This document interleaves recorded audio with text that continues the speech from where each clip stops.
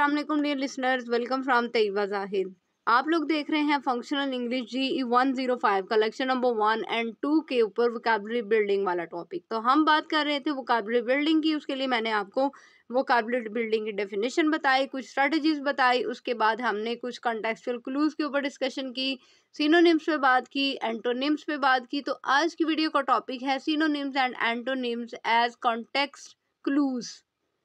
A context clue refers to the, अब इसकी definition देखते हैं। A context clue refers to the text surrounding an unfamiliar word. Starting में वो last जो बल्कि पार्ट वीडियो को मैं अपलोड कर चुकी हूँ, उसमें मैं आपको बता चुकी हूँ कि ये जो हमारे पास कॉन्टेक्स्ट होता है, ये हमारे किसी भी अनफेमिलियर वर्ड को फेमिलियर वन में कन्वर्ट कर देता है।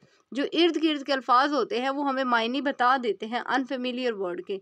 This clues allow a reader to infer the meaning of the word. Obviously मैं पहले ही कह चुकी हूँ कि आपको ये जो क्लू होगा, ये जो सराउंडिंग्स होंगी, वो रीडर को एकदम से नए वर्ड के मीनिंग्स दे देंगे। कहते हैं one type of context clue is a synonym word with a similar meaning.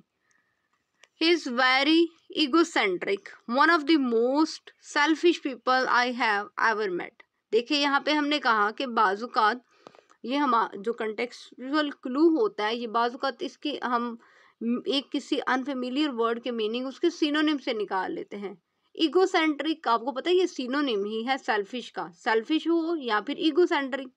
Egocentric मतलब अपनी ही जात में रहने वाला खुदगर्ज बंदा, सेल्फिश का मतलब भी खुदगर्ज। तो ये हमने सिनोनिम से भी मीनिंग निकाल। He is very egocentric, one of the most selfish people I have ever met.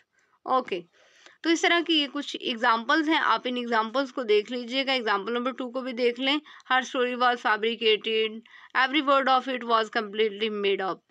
तो ये भी एक आप सिनोनिम से इसका मायने निकाल सकते हैं। ठीक है, 3 एग्जाम्पल्स हैं। एक और एग्जाम्पल देख लेते हैं कि किस तरह से एंटोनिम भी हेल्प करते हैं हमें कॉन्टेक्चुअल क्लू क्रिएट करने में। Another type of context clue is an antonym word with N opposite meaning.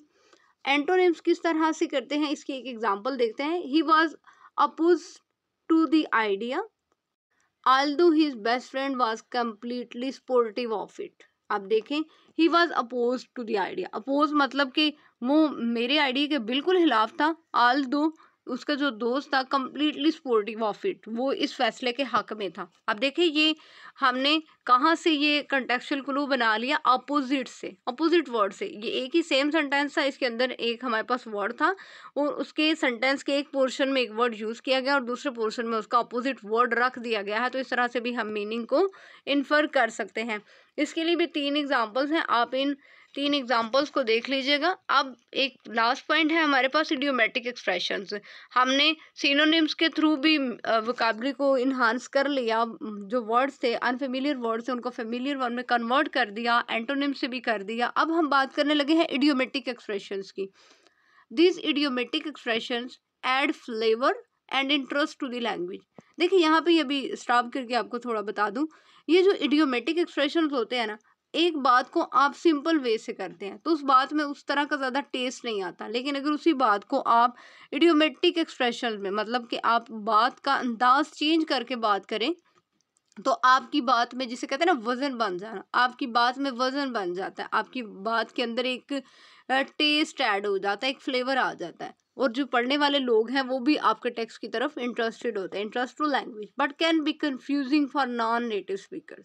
सबसे बड़ा बैरियर ये, नो इसमें कोई शक नहीं, नो डाउट कि जितने भी आपके इडियोमेटिक एक्सप्रेशंस होते हैं ये हमारी लैंग्वेज के अंदर टेस्ट तो क्रिएट करते हैं, लेकिन ये एक कन्फ्यूजन भी क्रिएट करते हैं, मिसअंडरस्टैंडिंग क्रिएट करते हैं फॉर नॉन नेटिव स्पीकर्स। उनके लिए जिनकी लैंग्वेज नहीं है वो, are those unfamiliar with them, या फिर उनके लिए जो कि उन वर्ड से वाकिफ ही नहीं है। Here are some examples of idiomatic expression. Break a leg. आप देखें, अगर हम ब्रेक अ लेग को कॉमन, अगर हम इसको जैसे कह रहे हैं लिटरल मीनिंग में लें, वर्ड फॉर वर्ड ट्रांसलेशन में देखें, तो ब्रेक अ लेग का मतलब तो ये समझ आती है ना कि टांग तोड़ दी। ठीक है, एक टांग तोड़ना। तो लेकिन इसके मीनिंग क्या है कंटेक्चुअली? Good luck. ठीक है, bite off more than you can chew, meaning take on more responsibility than you can handle. तो ये क्या था? अब आपने जैसे ना इनकी ये जो आपके इडियोमेटिक एक्सप्रेशंस हैं, आप इन एक्सप्रेशंस को भी एक दफ़ा रीड आउट करें, फिर इनके मीनिंग को भी देखें। देखिए ये जो इनके मीनिंग लिखे गए हैं सिंपल वर्डिंग में, ये अंडरस्टैंडेबल तो हैं, इजी तो है हमारे लिए, लेकिन वो टेस्ट नहीं है, सिंप्लिसिटी नज़र आ in a nutshell meaning a brief and concise summary. ये आपके इडियोमेटिक एक्सप्रेशंस हैं। यहाँ तक मेरा ख्याल है कि ये टॉपिक आपको क्लियर हो चुका होगा। आप इस वीडियो को पॉज़ करके ये सारे के सारे इडियोमेटिक एक्सप्रेशंस हैं, इनके मीनिंग भी देख सकते हैं, ठीक है। इसके बाद इसके लिए कुछ एक्टिविटीज़ हैं, तो एक्टिविटीज़ मेरा हाल है इधर पॉसिबल नहीं है वीडियो के ऊपर एक्टिविटीज़ को परफॉर्म करना। वैसे वीडियो को रोक के देख लीजिएगा, ये मैंने एक दफ़ा एक्टिविटीज़ को चला दिया है। बाकी जो मेरे स्टूडेंट्स हैं अभी करंटली जितने भी 3-4 सेक्शन के लोग हैं, उनको तो ये सारी की सारी एक्टिविटीज़ मैं क्लासरूम में करवा चुकी हूँ या करवा दूँगी। आई डोंट नो कि आप इस वीडियो को कब देख रहे हैं, ठीक है। ओके, तो आज के लिए इतना ही था इस वीडियो में। इसके साथ ही तैयबा जाहिद को दीजिए इजाज़त। तो इंशाल्लाह ताला एक नई वीडियो में एक नए टॉपिक के साथ आपसे दोबारा मुलाकात होगी। तब तक के लिए अल्लाह हाफिज़, अल्लाह निगहबान, stay blessed, stay tuned and please don't forget to like, share, subscribe and comment my channel.